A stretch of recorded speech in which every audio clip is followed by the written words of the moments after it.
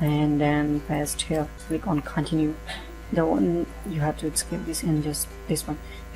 You have choice to copy 3 GB, 364, 80, 720, 180. 180 is optional. Sometimes it comes and sometimes it not. But 720 is almost come.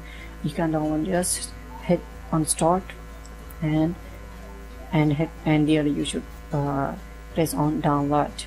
This is the first method. Let me show you the second method.